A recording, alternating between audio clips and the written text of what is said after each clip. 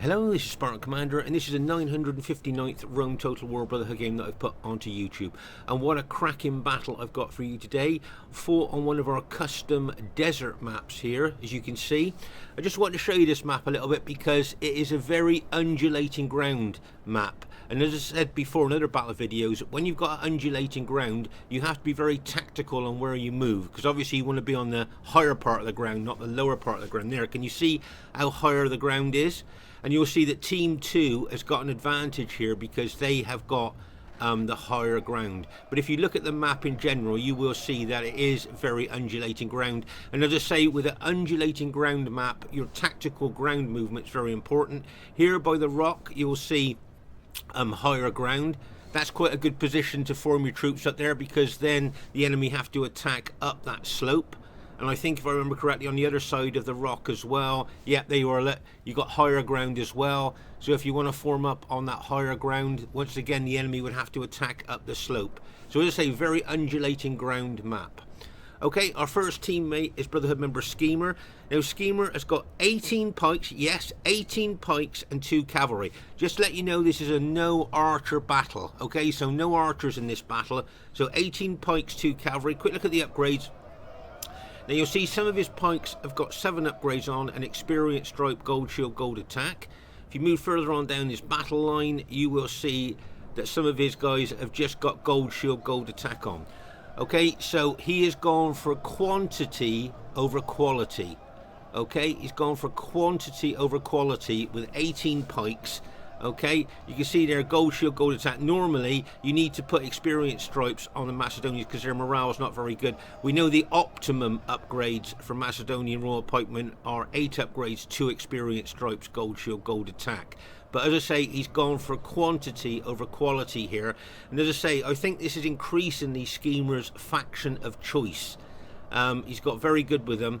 And as I say, the optimum upgrades for Royal Pikemen are 8 upgrades there.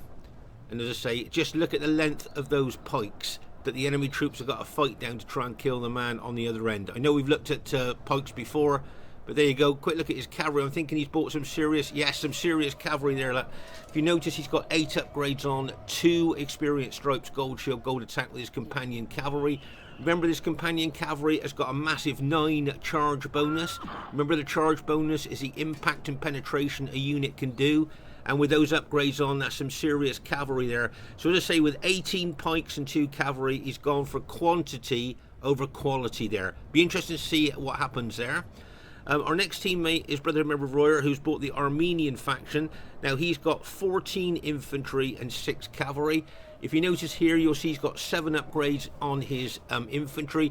Now, these are Armenian legionnaires. They're pretty solid infantry. They look a little bit like urban cohorts, but obviously they haven't got the same specifications as them. But they can throw pilers, and they are pretty solid infantry. And with 7 upgrades on them as well, experience stripe, gold shield, gold attack. Be interesting to see how well he does with them during the course of the battle.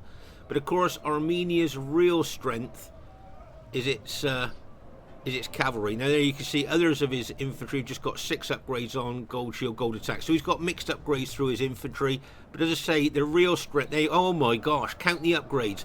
1, 2, 3, 4, 5. Fully upgraded Armenian cataphracts. That's 3 experience stripes, gold shield, gold attack. Oh my gosh, that takes them out of the elite bracket into the super cavalry bracket there. And look at them armoured from head to toe. We call these guys the tanks of the ancient world, the cataphracts, because they are armoured from head to toe. So that's an interesting Armenian army. Be interested to see how Royer deals with that during the course of the battle. Our next teammate is Brotherhood member Fesen with his faction of choice, Carthage. Now he's got 16 Sacred Band and 2 Skirmishers. Quick look at the upgrades on his Sacred Band. You'll see he's got 8 upgrades, 2 experience stripes, gold shield, gold attack on his Sacred Band Spearman. And there you can see he's also got 2 Skirmishers as well. Okay, these guys can throw spears, and I'm guessing that he's going to put them in front of his main battle line to soak up enemy pilers there. That's what I'm guessing he's going to do with them. Notice no cavalry in his armies. Okay, Fesen's, as I say, this Carthage is his faction of choice, but he doesn't bring cavalry and so that type of army really does suit him, what he's got there. And our last teammate is myself, Spartan Commander, who's got a very old Greek cities army of just 13 Spartans. Okay, that's all I got, 13 Spartans. But if you notice, our team is extremely diverse. We've got Macedon with Skema, Armenia with Royer, Carthage with Fesen, and Greek cities with myself. So it's got the potential to be an absolutely cracking battle. And here is the other team. We have Brotherhood member Mantu. Now he's got the bog standard old school Roman army of 14 infantry and 6 cavalry. And that's been the bog standard Roman 31k Roman army for many, many years there. And I'm guessing he just got gold shield, gold attack on his cavalry. I think he's got a few of his cavalry with 7 upgrades on, but the majority are just gold shield, gold attack there. So he's got mixed upgrades. But as I say, that's the bog standard old school 31k Roman army, 14 infantry, 6 cavalry. Okay, our next teammate is Brotherhood member Spitfyr. Now Spitfyr's got 3 silver shield legionnaires, 10 silver shield pikemen, 4 cavalry, and 2 chariots. Okay, there's silver shield legionnaires there. These guys can throw pilas, and you'd be surprised on how good this infantry is. As I say, they look a little bit like urban cohorts. They obviously haven't got the same specifications as them, but they are pretty solid infantry, the silver shield legionnaires. Then we move on to the silver shield pikemen there. If you notice, you'll see that he's got 7 upgrades on the first row of his pikemen. Okay. And just look at the length of those pikes that the enemy troops have got to fight down to kill the men on the other end there.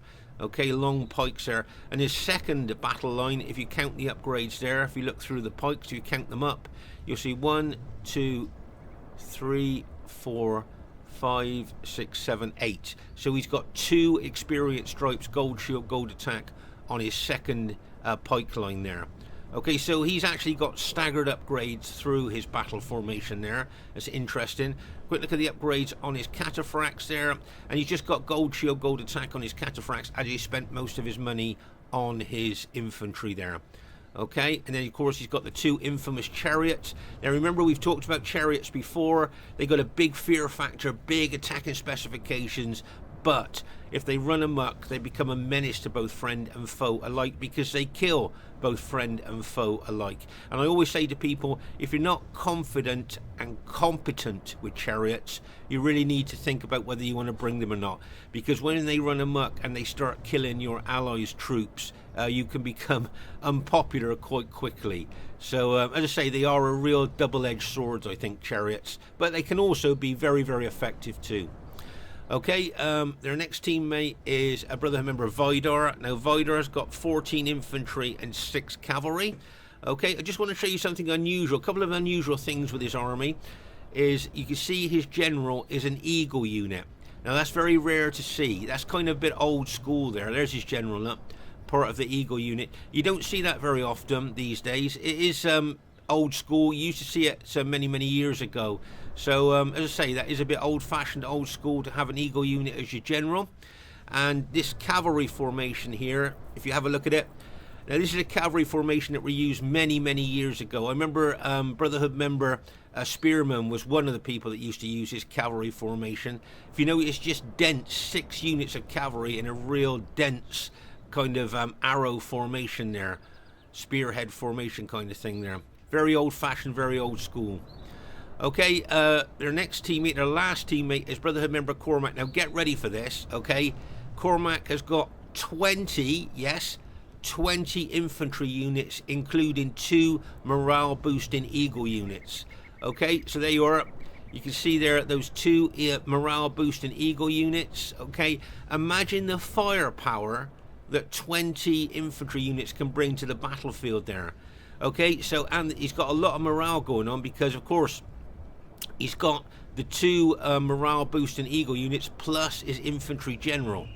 But just 20 infantry units. As I say, the firepower, the damage they could do with their pilots before they even get into hand-to-hand fighting could be absolutely amazing. So there's the enemy team. It's got the potential to be a great battle, and I hope you enjoy it. Okay, at this stage of the battle, we're going to do a cavalry count, because during the course of this battle, cavalry numbers could become very, very important.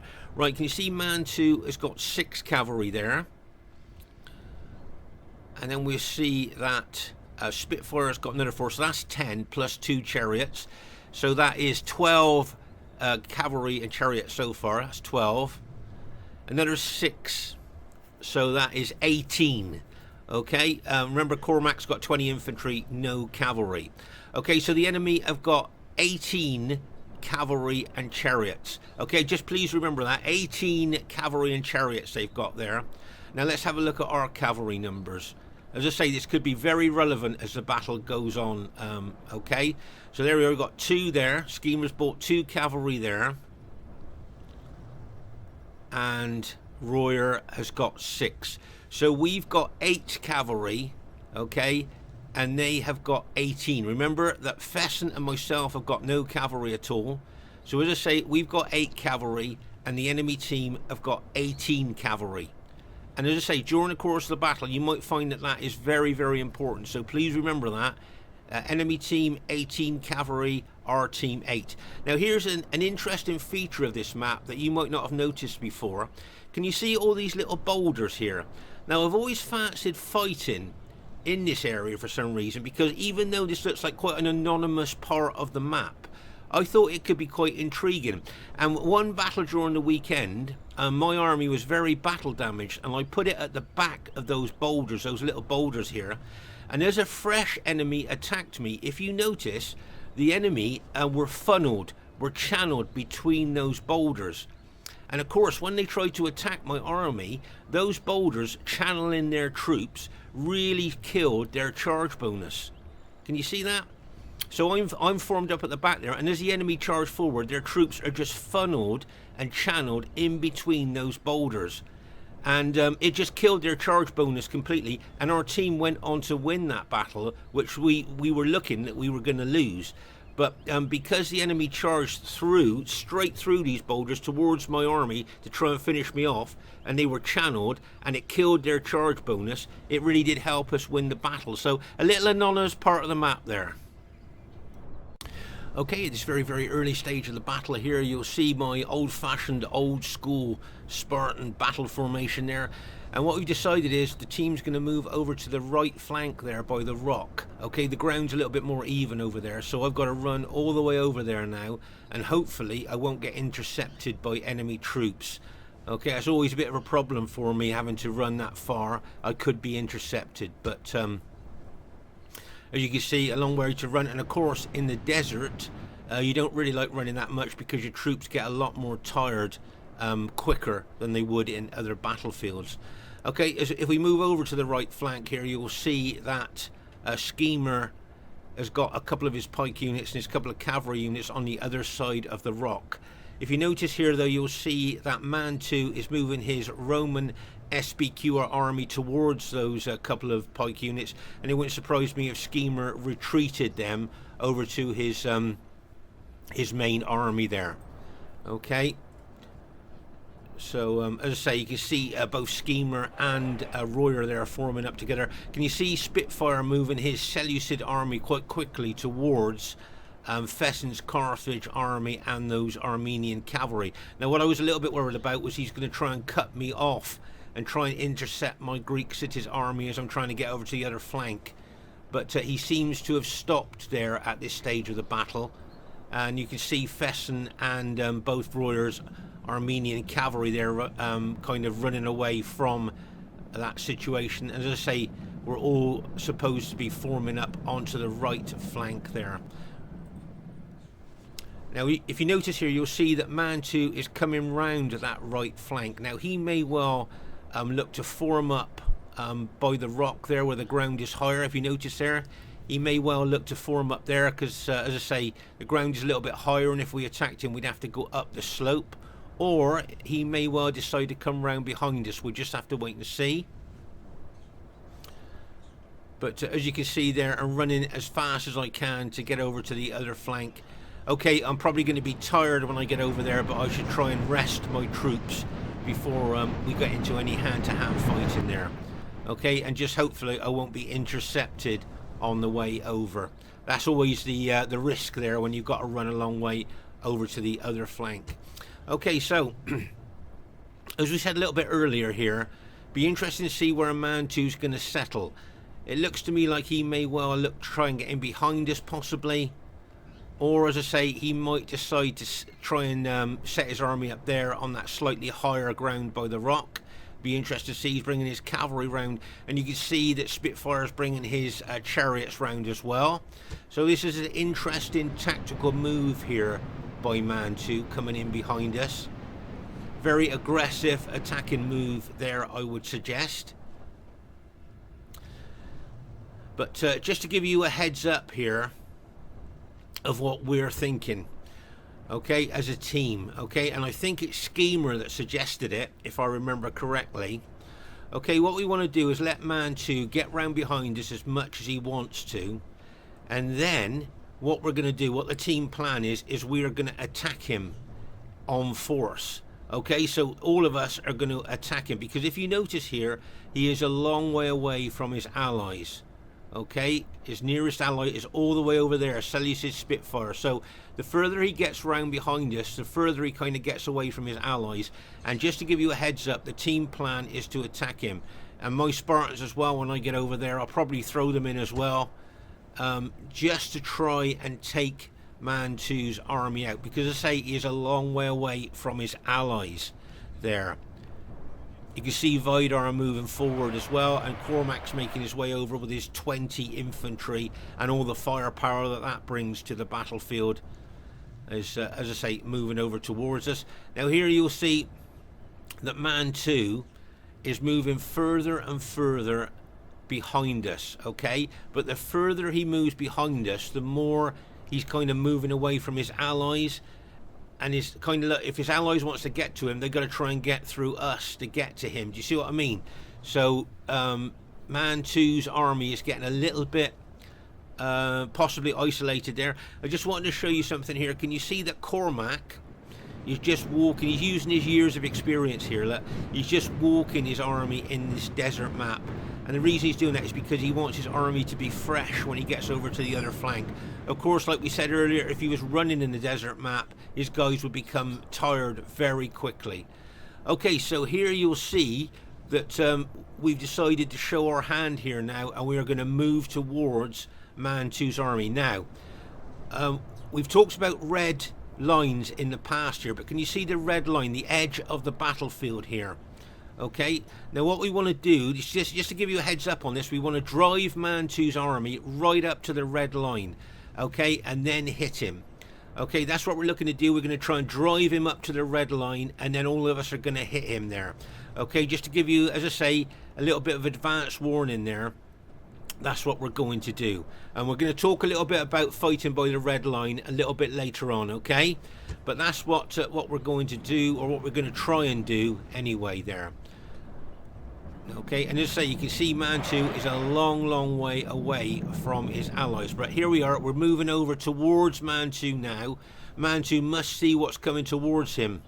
Okay, even my Spartans now, I'm walking them a little bit here, but I will be running them in, trying to give them a little bit of freshness there. Right, and here Royer decides that he is going to try and slow down and stop the enemy team getting reinforcements to Mantu. Right, just give you a heads up on that. So can you see that he's setting himself up on the slightly higher ground here, and what he wants to do, I think, is, as I say, to try and slow down and stop any reinforcements getting over to Mantu. That will, and if he can do that, okay, that will allow the rest of us to hit Mantu's army. Okay, so let's just give you a heads up on that, and I'm guessing that he'll use his Armenian cavalry to help us attack Mantu's army as well, but he's going to keep his infantry there just to try and hold up the enemy team, because now it must be evident to everybody on the battlefield that we are now going for Mantu's army here. Okay, as I say, he's got himself extremely isolated here. It was a very aggressive tactical move that he was doing, but as I say, we want to drive him up against the red line. And as I say, a little bit later on in the battle, we're going to talk about red line fighting. Okay, so that's where we want to drive him, up to that red line, and there's a reason for that, but as I say, we'll talk about that a little bit later on when he's by that red line. Okay, so well done to the team here. We're moving quite fast over towards Mantu there. As I say, my Spartans, I'm just walking them at the moment because, as I say, I'm trying to conserve a bit of energy for the battle ahead. And I think, if I remember, Fesen was walking his spearmen as well. But the enemy team now can see what's going to happen to Mantu, so they're moving towards us. Now, I think Royer's doing the right thing here in moving his army a little bit closer towards us here, but still trying to do the job of holding up the enemy troops as we move towards Mantu. Now you'll see Mantu is moving further and further back, trying to give his allies chance to get to him. Okay, that's why he's moving further and further back before he's attacked. He's hoping his allies are going to get to him before he's attacked, obviously, there. Now you'll see that both Fesen and myself are now running our troops, okay, because for us, speed is the essence here. Okay, time is the essence here because we need to attack his army quite quick. Now, if you notice here, as I say, he's been moving back. He may well try and move out to the left to try and escape. But as you can see, both his flanks are now covered. If he tries to escape there, the Carthage army will intercept him. So the only way that he can move now to try and give himself a little bit of time for his allies to get to him is to move up to the red line. Okay, that's what he'll be looking to do. As I say, he's just trying to buy himself as much time as he can to allow his allies to get to him. Okay, now as you can see here, Royer is now moving his infantry away from the enemy team, but he is in danger of being intercepted by enemy cavalry. So he is now moving his Armenian cataphracts up there to help his infantry, and that SBQR cavalry will probably back off now. There you go. You can see the SBQR cavalry backing off, but you can see the rest of the enemy troops heading in towards Royer's infantry there. Okay, but meanwhile over here you'll see Mantu is now backed up against the red line. Okay, you'll see that he's setting his army right up against the red line there. Now, this is not a very good place to fight. As I say, we'll explain that a little bit later. His cavalry, I think, are going to get away here because he'll just run them. He'll outrun our Carthage ally. Remember, look at these chariots here attacking our Macedon allies' cavalry there, chopping them up.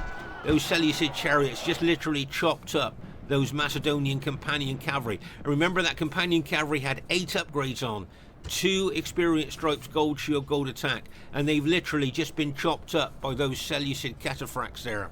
Be interested to see where he's going to move those cataphracts, those chariots now. Right, and here you can see a lot of Royer's Armenian infantry starting to rout now, being hit by enemy troops.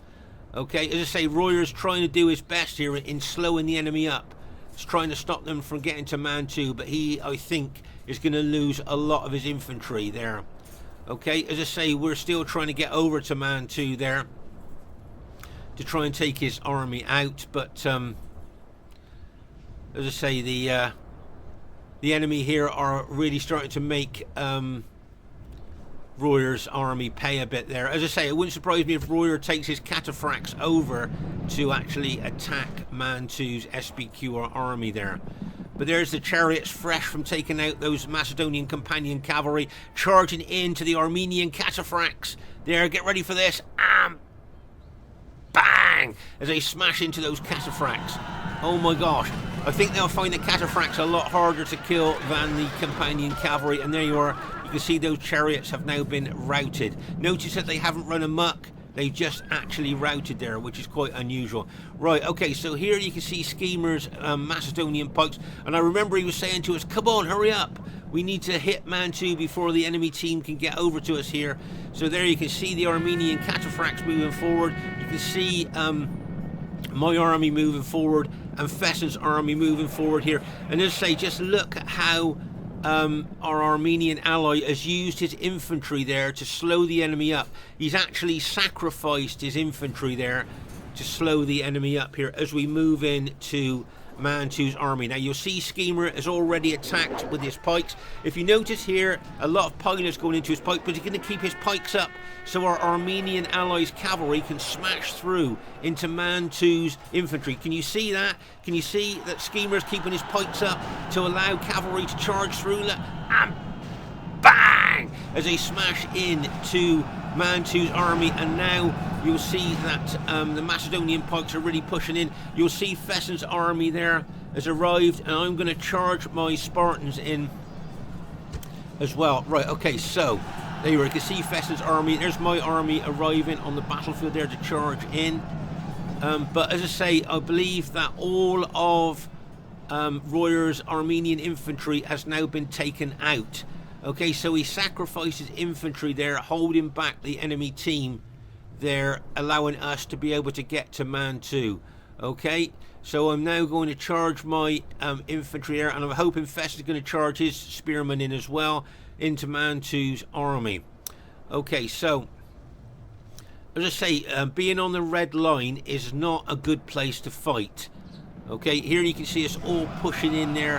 The cataphracts there really pushing in. If you have a close look at those Armenian cataphracts, you'll see that Royer, let's just pause the game for a second here, you'll see that Royer has alt attacked, and you'll see that he's using his effective against armor maces on the purple SBQR infantry there.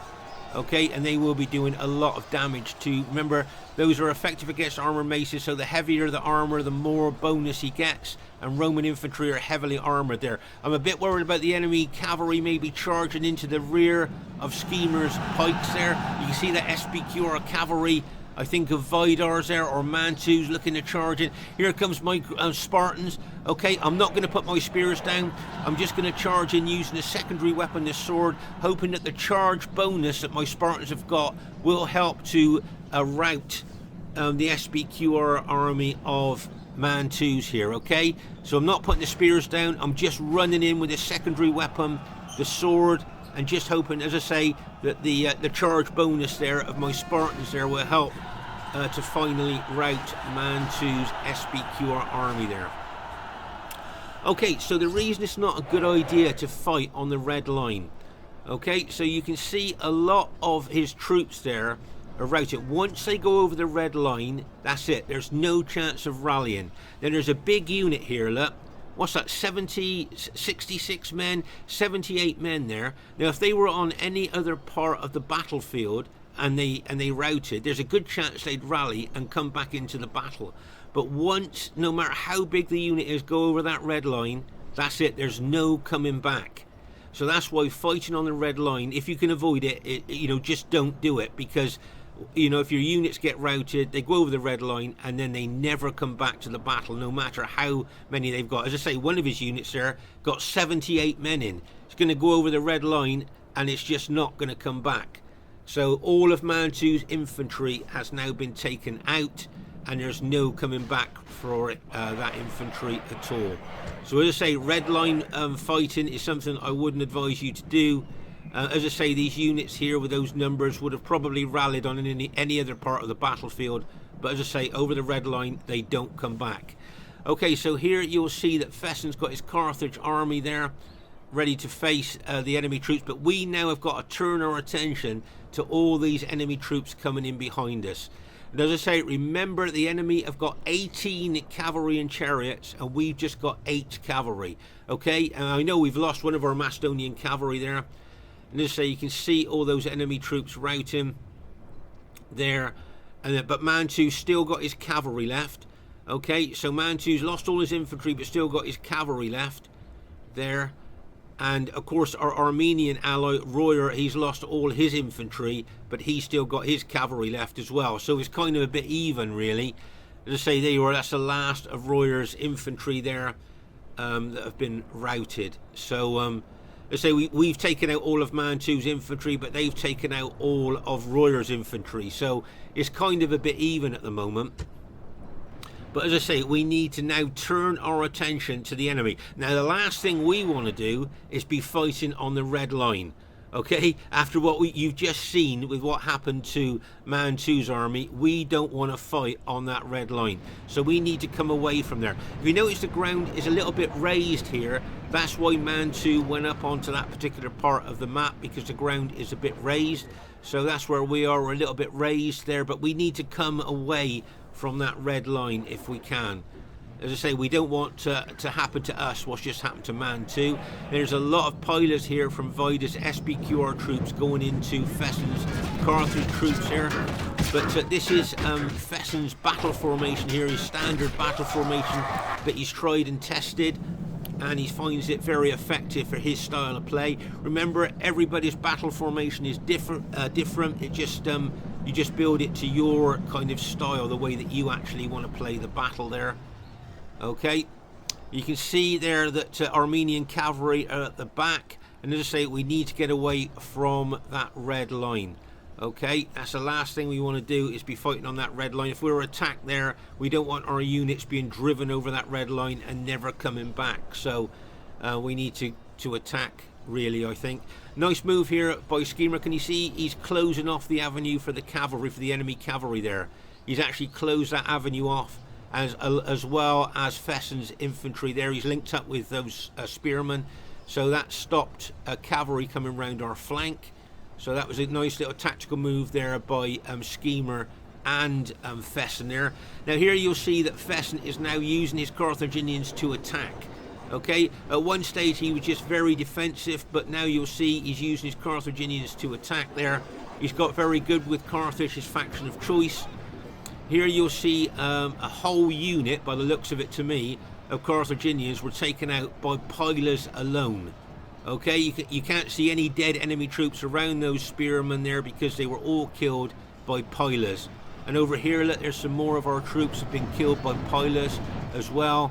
Pillar hits from the enemy team. So, as I say, the Roman damage they can do with their pillars to our pike and spear units is quite considerable before we even get to hand-to-hand fighting. But there you can see Fesen being very aggressive with his Sacred Band spearmen, really pushing them into that SBQ or infantry there.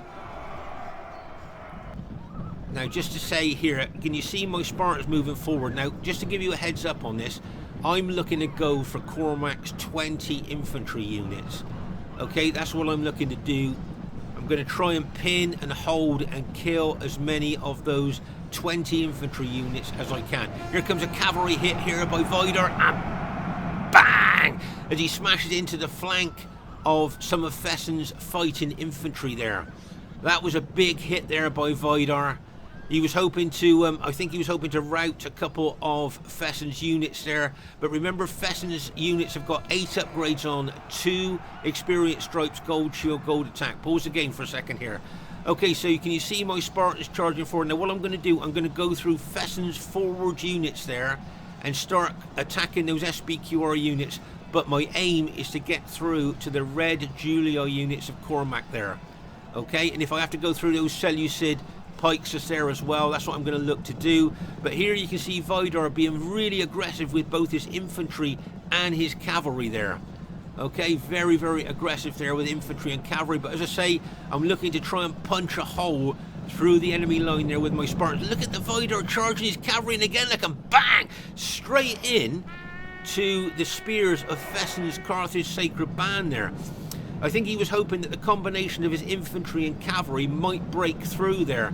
But as I say, Fesen's infantry is so well upgraded, they just didn't break there. Okay, so over here, you'll see that's the Seleucid general. Now that would be a good target for me. If he moves over a little bit there, he could be right in front of the trajectory of the way my infantry is going to move. And I wouldn't mind taking that Seleucid general out if I can. Take away the general morale bonus from the enemy team. But here you can see that Royer has brought his heavy cavalry out from our battle formations there. And maybe he might look to smash into Vidar's SBQ infantry, but he needs to be aware of Vidar's cavalry. Okay, we know that the Armenian cavalry is well upgraded there, but you can see him charging into Vidar's cavalry. But of course, Vidar's going to counterattack here. But there goes the Armenian cavalry. He's going to charge the rest of them in. There you are. You can see that Vidar's cavalry hits and bang! And here comes the Armenian cavalry, probably going to rout the SBQR cavalry, going to hit it in the flank. And bang! As it smashes in there, you can see straight away there that Vidar's cavalry has routed. It wouldn't surprise me if it rallied though and came back. Right, pause the game for a second here. That was a nice hit there. Right, you can see the chariots and the cavalry of Spitfyr coming in now. So Royer needs to be careful. But here you can see my infantry now My Spartans have now routed a couple of enemy units, and as I say, I'm looking to punch a hole if I can right the way through the centre of their battle line. And there's a Seleucid general. Of course, the Seleucid morale is not very good, so killing the Seleucid general would be a really good thing for us, I think there. But the firepower that Cormac's brought to the battlefield there, you know, has already caused us a lot of casualties. But here on our left flank, it looks to me like there's a big cavalry battle brewing here. There comes a Seleucid cataphracts, going to smash into the Armenian cataphracts, and bang! As they charge in there. Oh my gosh, you can see Skema's brought a couple of his pike units over here to try and help on this flank. Oh my gosh. And you can see Royer's general there, his Armenian general. Right, okay, so at this stage of the battle, all of Royer's heavy cataphracts, except for his general unit, have now been routed. And there's his general, so he's still got his general alive, giving general morale bonus to the team. Okay, but he's just lost the rest of his cavalry there from that massive Seleucid cataphract hit. Okay, but you got Skema's pike units there, as well as Fesen's Sacred Band spears holding well there on our left flank. Okay, but as I say, remember the enemy team had an 18 cavalry and chariot advantage over our 8 cavalry. Okay, right, this is good news. My Spartans have just killed the Seleucid general. So we've taken the general morale bonus away from the enemy team there, which is good news for us. And I'm still, just as I say, I'm looking to punch a hole straight through the middle of their troops. That's what I'd like to do. But see all this enemy cavalry out to our left flank here, okay? The more I advance forward, the more my flank is possibly exposed to a massive cavalry hit. Okay, so we need to watch out for that. Okay, as I say, the more I advance into the enemy troops, the more chance that my flank is exposed to a big cavalry hit. Okay, but over here, as I say, on our left flank, Fesen and Skema are doing really well to hold there against the enemy troops. And you can see Skema taking another one of his pike units over there to try and close up that gap between the red line and his pikes there, just to stop the enemy coming round. And here you can see that he's got a lot of his Macedonian pike units still in reserve. They'll be fresh now to bring into the battle. But you can see my Spartans still moving forward, still trying to, as I say, punch a hole through the line of the enemy troops there. Oh, that's good news for us. The SBQ, our general's just been killed by Fesen's Sacred Band infantry. There you are. So Skema and Fesen have done extremely well on our left flank. All the enemy infantry there has now been taken out.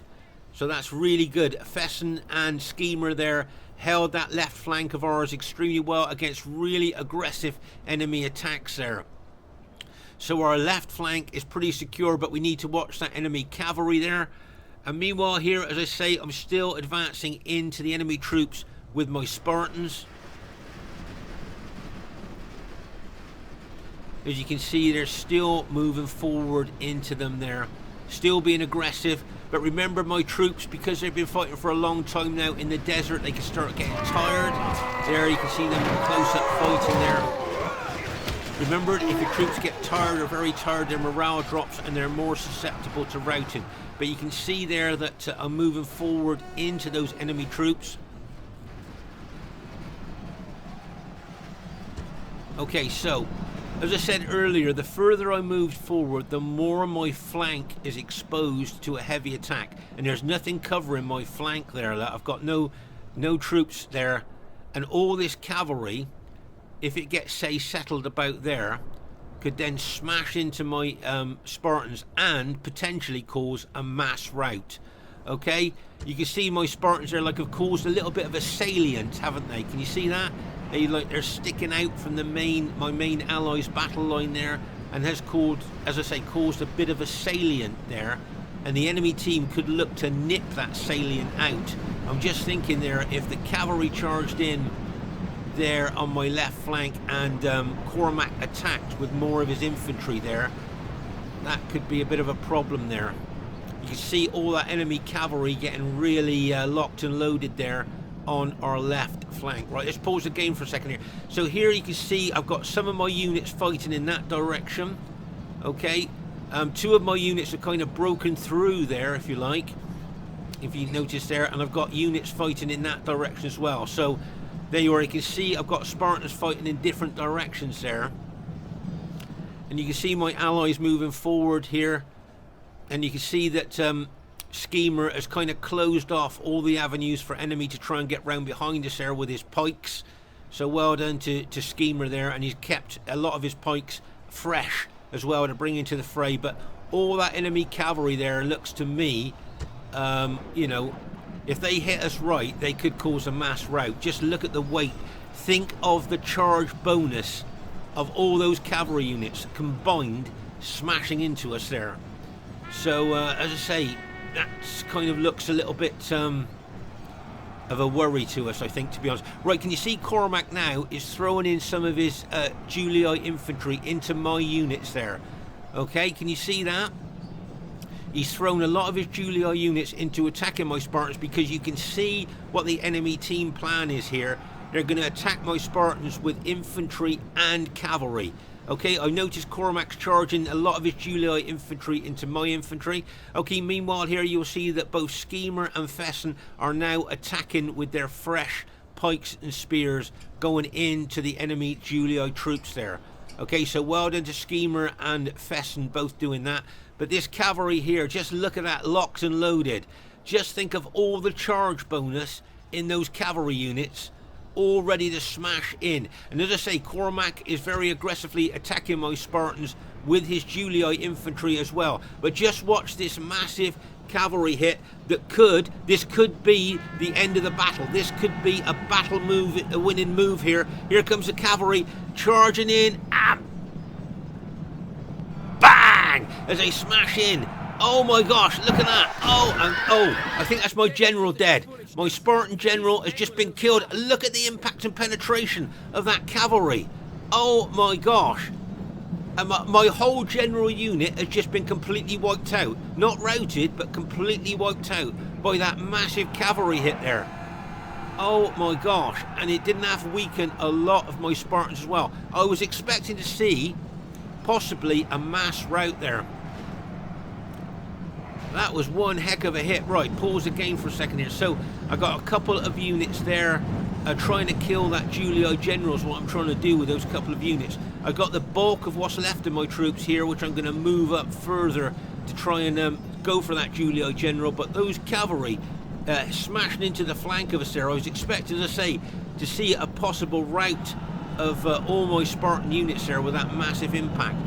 But you can see, as I say, Cormac throwing his Julii infantry in, really aggressively attacking my Spartans there. And that cavalry is really going to charge in again. I can see they're locking and loading there, ready to charge in once again. There goes a Seleucid cataphract into the rear of one of my Spartan units. Look, and bang! There you can see some more SPQR cavalry charging in, like a bang. More, oh my gosh, here comes the rest of that cavalry. The first lot goes in, bang, and here comes the other lot.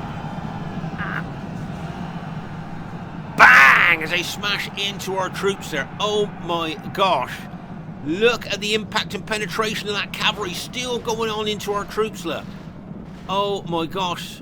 That is some massive cavalry hit there. And I think what the reason the enemy are doing this is because they're hoping that all that cavalry charge bonus would cause a mass rout of our troops. And if you notice there, they seem to be going more for my Spartans. Did you notice that? The bulk of their cavalry charged into my Spartan units there. But if you notice that Fesen's got some of his Carthage Sacred Band Spearmen integrated with my units, and you can see that Skema's got some of his Macedonian units charging forward as well. But I can see, oh my gosh, my units are starting to crack now. Can you see there? I can see there's one, two, and I think that's, yeah, 3 of my Spartan units have just been broken there and are now routing. So you can see my army is gradually, and you can see, as I say, Cormac really pushing in on my units as well. I've got Seleucid units pressing in on me, as well as Cormac's Julii units pressing in on me as well. So A lot of pressure on my Spartans there. But as I say, you can see my Macedonian and Carthage allies really being aggressive with their pikes and spears going into the enemy as well. But that was some massive cavalry hits we've taken. This is good news. 2 of my Spartan units have rallied and are coming back into the fray. As I say, if we were still fighting on the red lines, those units would have gone over the red lines and they wouldn't be able to come back to the battle. But because we came away from the red lines there, we can get rallied units back into the battle now. And as I say, you can see my my Spartans there. And as I say, you can see that Fesen's got some of his Carthage Sacred Band units integrated with my units. And you can see Skema's got his Macedonians there as well, pushing forward. But that's like I say, that is a salient there, isn't it? That's a salient that we've created there, that the enemy just try and hit us from all sides on. There's another cataphract unit going in there, like a bang as that charge in there. I can see that SPQR cavalry locked and loaded on our flank there. But I think I've got 2 units left now, if I'm not mistaken, or maybe three units left, maybe. But not a lot of units left there. And as I say, the salient that we've created there is now being attacked on 3 separate sides there by enemy troops. And you can see a lot of my Spartan units once again are starting to crack. Uh-oh, here comes that SPQR cavalry. Get ready for this. Could this be the final cavalry charge? Bang! As they smash in to our troops. And once again, look, you see what the enemy are looking to do here is to try and cause a mass rout using their cavalry advantage there. You can see the SPQR, and look at that, you can see more of my unit. Another 3 of my units have been routed, look, and 1 of Fesen's as well from that massive cavalry hit there. As I say, they were trying to use their cavalry advantage to cause mass routs. Here you can see Fesen and Skema there moving their pike and spear units into the rear of those enemy troops. But I think that cavalry charge will be the last major effort, I think, by the enemy troops there to try and cause mass rout. Well, that's the Macedonian general has just been killed by Mantu's cavalry there. That was another massive cavalry hit that we took there. And I can see Royer's general there doing a lot of damage, charging into the back of tired, battle damaged units there.